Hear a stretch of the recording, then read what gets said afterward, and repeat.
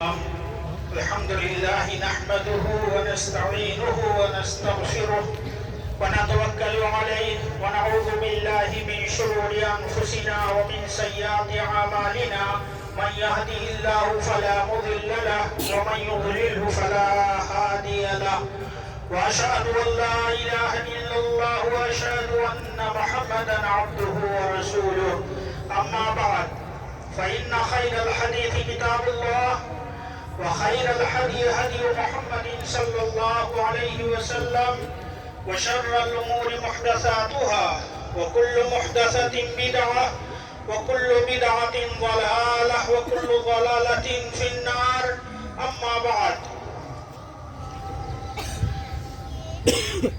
محترم سامعین،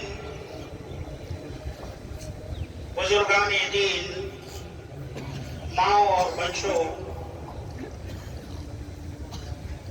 عید الاضحیٰ کا دن یہ وہ عظیم دن ہے جس کے اندر مسلمانان عالم اللہ رب العالمین کے خلیل ابراہیم علیہ السلام کی سنت کو زندہ کرتے ہوئے اور نبی کریم صلی اللہ علیہ وسلم کی سنت پر عمل کرتے ہوئے لاکھوں جانور کی قربانی پیش کرتے ہیں۔ ہجرت کے بعد جب آپ صلی اللہ علیہ وسلم مدینہ تشریف لائے اور جب تک آپ کی زندگی رہی ہر سال آپ قربانی کرتے رہے اور صحابہ کرام کو اس کا تاکیدی حکم دیتے رہے۔ نبی کریم صلی اللہ علیہ وسلم نے ارشاد فرمایا من ورد سعداً لأن يضحي فلم يضحي فلا يقربن مصلانا، کہ وہ شخص جس کے پاس قربانی کرنے کی استطاعت اور طاقت ہو لیکن اس کے باوجود وہ قربانی نہ کرے تو ہماری عیدگاہوں کے قریب نہ آئے۔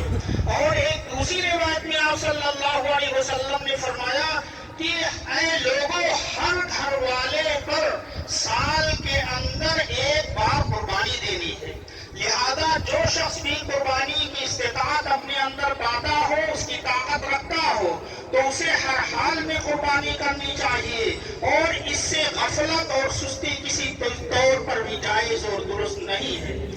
دوسری بات یہ ہے کہ قربانی ایک عبادت ہے اور عبادت کی قبولیت کے لیے بنیادی شرط اخلاص ہے کہ ہم اللہ رب العالمین کی رضا کے لیے اپنی قربانی کو پیش کریں، اس لیے کہ اللہ تبارک و تعالیٰ نے ہمیں اسی کا حکم دیا ہے اور اسی کی تاکید کی ہے۔ فرمایا لن ینال اللہ لحومها ولا دماؤها ولکن ینالہ التقوی منکم، کہ تمہاری قربانی کا گوشت یہ ہم کو نہیں پہنچتا کہ کون کتنا موٹا جانور ذبح کر رہا ہے، لیکن تمہارے دلوں کا تقوی مجھے پہنچتا ہے، کس نیت سے، کس جذبے سے تم یہ قربانی کر رہے ہو۔ اور نبی اکرم صلی اللہ علیہ وسلم نے ارشاد فرمایا ان اللہ لا ينظر الى صورکم ولا الى اجسادکم ولکن ينظر الى قلوبکم واعمالکم، کہ اللہ تعالیٰ تمہاری شکلوں اور صورتوں کو نہیں دیکھتا کہ کون کالا ہے، کون گورا ہے، کون موٹا ہے، کون پتلا ہے، نہیں، اللہ تعالیٰ کو اس سے کوئی سروکار، اللہ تعالیٰ کو تو سروکار ہے بس تمہارے دلوں اور تمہارے عملوں سے۔ لہذا ضروری ہے کہ جو قربانی ہم پیش کریں وہ اللہ کی رضا کے لیے ہو، تقرب کے لیے ہو، دکھاوے کے لیے نہ ہو۔ آج کل جانوروں کی تشہیر مختلف اینگل سے اس کا فوٹو کھینچ کر کے اس کی تشہیر کرنا اور فخر و مباحات کی بولی لگانا کہ ہم نے اتنے قیمت کے جانور خریدے ہیں، 50,000 روپے کا جانور میں لے کر کے آیا ہوں، اور اس طریقے سے فخر و مباحات اور ریاکاری کرتے ہیں، تو یاد رکھیے کہ اس طرح کا عمل ہمارے قربانی کے ثواب سے ہمیں محروم کر سکتا ہے۔ لہذا ہمیں پورے اخلاص کے ساتھ یہ قربانی پیش کرنی چاہیے۔ دوسری بات یہ ہے کہ اسلام نظافت، طہارت، صفائی ستھرائی کا دین ہے۔ اللہ تبارک و تعالیٰ کا ارشاد ہے ان اللہ یحب التوابین ویحب المتطہرین، کہ اللہ تعالیٰ توبہ کرنے والوں سے محبت کرتا ہے اور خوب صفائی رکھنے والوں کو اپنا محبوب بنا لیتا ہے۔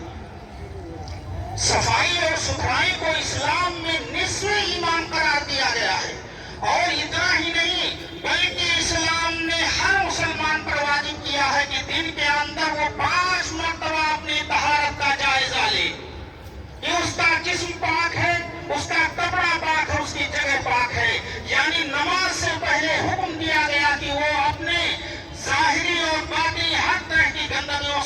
पांव साफ हो करके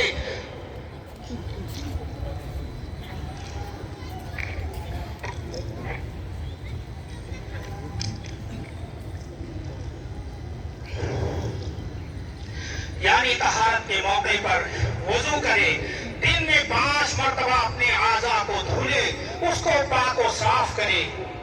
इस्लाम ने सफाई सुथराई की इस हद तक ताकीद की है कि नबी अकरम सल्लल्लाहु अलैहि वसल्लम ने फरमाया कि मैं अगर अपनी उम्मत पर शाक और दुश्वार न समझता तो मैं उन्हें हर नमाज के वक्त मिसवाक करने का हुक्म देता। और इस्लाम ने ये बताया है कि पेशाब की छींटों से जो शख्स नहीं बचता तो आइन मुमकिन है कि अज़ाब कब्र में मुब्तला कर दिया जाए। अज़ाब कब्र के सबबों में से एक सबब करार दिया पेशाब के छींटों से ना बचना। इस्लाम में सफाई और सुथराई की किस कदर ताकीद है, इसका अंदाजा हम और आपको इस बात से होगा, इसका अंदाजा हमको इस बात से होगा कि अल्लाह के रसूल सल्लल्लाहु अलैहि वसल्लम ने इरशाद फरमाया है कि वो शख्स जो लहसुन या प्याज खा ले तो हमारी मस्जिदों से दूर रहे। इस्लाम में इतना वो भी गवारा नहीं, लेकिन एक तरफ इस्लाम की ये तालीमात और दूसरी तरफ उम्मत मुस्लिमा का ये हाल। सफाई और सुथराई के बारे में मुसलमानों को ताना दिया जाता है तो उनके महल्ले गंदे हैं, और हकीकत भी ऐसी ही कुछ नजर आती है। अभी आप ईद के मौके पर देखेंगे क्या हमारा अमल ऐसा नहीं होता कि ऊंट या जानवर ज़ब्ह करने के बाद हम उसकी आंत या ओछड़ी ला करके सड़कों पर डाल देते हैं, खून हम सड़कों पर बहा देते हैं, हड्डियां खा करके हम सड़कों पर उछाल देते हैं। क्या ये एक मुसलमान की शान अमल है? क्या ये उस दीन के मानने वाले का अमल हो सकता है जिसने तहारत और सफाई पर इस कदर ताकीद की? तीसरी बात, इस मौके पर मैं नबी अकरम सल्लल्लाहु अलैहि वसल्लम के उस खुतबे के बाद हिस्से की तरफ इशारा करूंगा जो आपने 1 लाख से जायद सहाबे किराम के मजमे में अपने सफरे हयात के आखिरी पाव पर यानी ज़िलहिज्जा के मौके पर खिताब किया था। और ये वो जामे तरीन बातें हैं कि अगर इंसान उस बातों को मजबूती के साथ पकड़ ले तो दुनिया से जराइम और क्राइम का खात्मा हो जाए, पूरी दुनिया खुशी, अमन और चैन का और सुकून और इत्मीनान का गहवारा बन जाए, पुलिस और फौज की छुट्टी हो जाए। आप सल्लल्लाहु अलैहि वसल्लम ने इरशाद फरमाया, इन्ना दिमाकुम व अमवालकुम व आरादकुम अलैकुम हरामुन का हुर्मति यौमिकुम हाज़ा फी शहरिकुम हाज़ा फी बलदिकुम हाज़ा, कि तुम्हारा खून, तुम्हारी इज्जत व आबरू और तुम्हारी जान तुम पर हराम। जिस तरह आज के इस दिन की हुर्मत है, इस महीने की हुर्मत है और शहर मक्का की हुर्मत है। आपने इस खुतबे में जोर देकर फरमाया कि एक मुसलमान का माल, उसकी जान, उसकी इज्जत दूसरे मुसलमान के लिए हराम। आप हुर्मत जान के मसले को ले लीजिए। इस्लाम के अंदर अगर कोई एक शख्स किसी को नाहक कत्ल करता है फकअन्नमा क़तलन नास जमीआ, गोया कि उसने पूरी इंसानियत का कत्ल कर दिया। करने से साफ तौर पर रोक दिया गया। पूरा का पूरा क़िसास का निज़ाम इसीलिए है ताकि इंसानी जान महफूज रहे। खुदकुशी इस्लाम में इसीलिए हराम है क्योंकि इस्लाम इंसानी जान को मुहतरम करार देता है। नबी अकरम सल्लल्लाहु अलैहि वसल्लम जंग से हत्तल इम्कान गुरेज करते थे और दुश्मनों से टकराव और तसादुम को नापसंद करते थे। और इस्लाम में नशा इसीलिए हराम है कि इसलिए इंसानी जान को गैर मामूली नुकसान पहुंचता है। जहां तक हुर्मत माल का मसला है तो इस्लाम ने माल की तहफ़्फ़ुज़ इस तरह से की है कि उसने चोरी, डकैती, गबन, खयानत, रिश्वत, सूद, मिलावट, इस तरह के तमाम आमाल को हराम करार दिया ताकि एक मुसलमान का माल महफूज रहे, इंसान माली इस्तेहसाल से महफूज हो सके, कोई किसी का माल नाजायज तौर पर हड़प ना करने पाए। यही नहीं बल्कि झूठ बोल करके अपने सामान को बेचना, वादा खिलाफी करना, धोखा देना, इसको भी इस्लाम ने हराम करार दिया है ताकि दूसरों के माल को नाजायज तरीके पर हड़प करने का रास्ता बंद हो सके।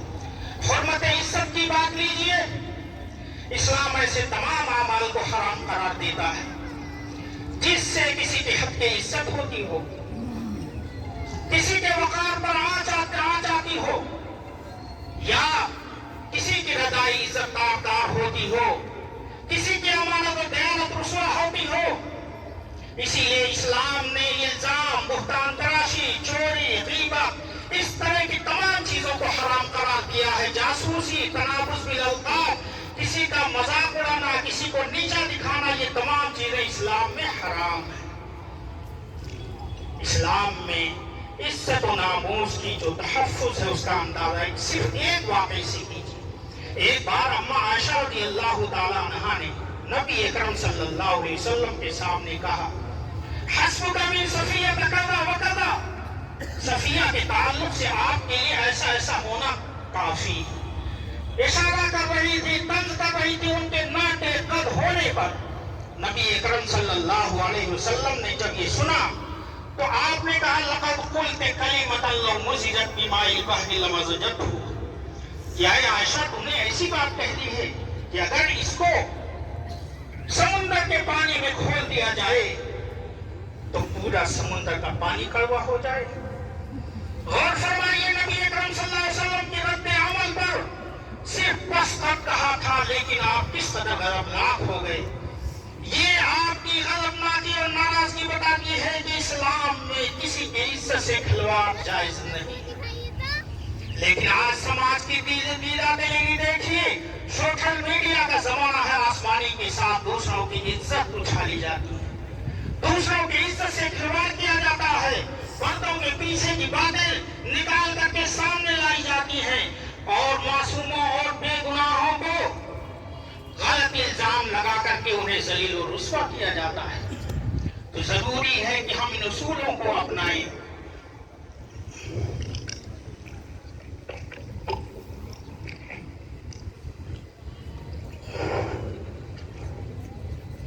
आगे इसी खुतबे में आप सल्लल्लाहु अलैहि वसल्लम ने इरशाद फरमाया, फसतलक़ौन रब्बकुम फसयसल आमन आमालिकुम, करीब तुम अपने रब से मिलोगे और वो तुमसे तुम्हारे आमाल के बारे में सवाल करेगा। यानी तुम्हारा इस दुनिया में वजूद, तुम्हारी पैदाइश ये बेमकसद नहीं है, तुम आजाद पैदा नहीं किए गए हो। जिस तरह से चाहो जिंदगी गुजारो, जहाँ चाहो मुँह मारो, ये इस्लाम ने तुम्हें तालीम नहीं दी है, बल्कि क़यामत के दिन तुम्हारे आमाल के बारे में, तुम्हारे अक़वाल के बारे में सवाल किया जाएगा। अल्लज़ी ख़लक़ल मौत वल हयात लियब्लुवकुम अय्युकुम अहसनु अमला, अल्लाह ताला ने मौत और जिंदगी को इसलिए बनाया और उसके दरमियान ये जो मोहलत दी है इसलिए ताकि तुम्हें आजमाए कि अमल के लिहाज से सबसे अच्छा और बेहतर कौन है। यानी ये जिंदगी के जो मुख्तलिफ मराहिल हैं, सांस लेने का जिंदगी में ये जो मोहलत मयस्सर है, ये सिर्फ इसलिए है कि अल्लाह ताला तुम्हारा इम्तिहान ले रहा है, तुम्हारा इम्तिहान ले रहा है। तुम क़यामत के दिन वो देखेगा कि किसका अमल सबसे ज्यादा अच्छा है। इसीलिए नबी अकरम सल्लल्लाहु अलैहि वसल्लम ने इरशाद फरमाया था कि कोई भी बंदे, किसी भी बंदे का कदम अपनी जगह से नहीं हट सकता जब तक कि चार बातों के बारे में उससे सवाल न कर लिया जाए।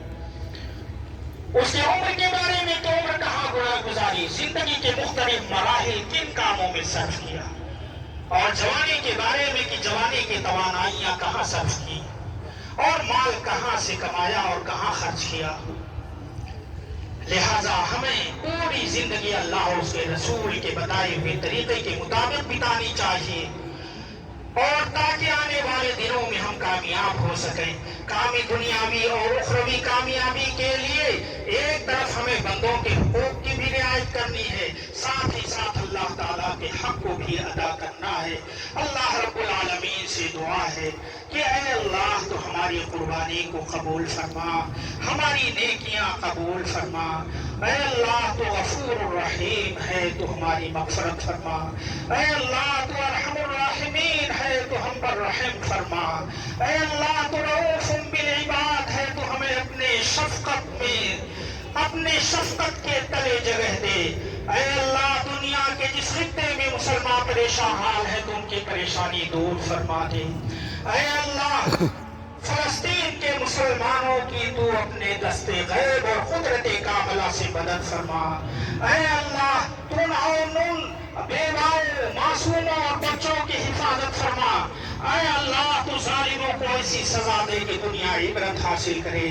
بارک اللہ لنا ولکم فی الآیات والذکر الحکیم، انہ تعالی جواد کریم ملک الرؤوف الرحیم۔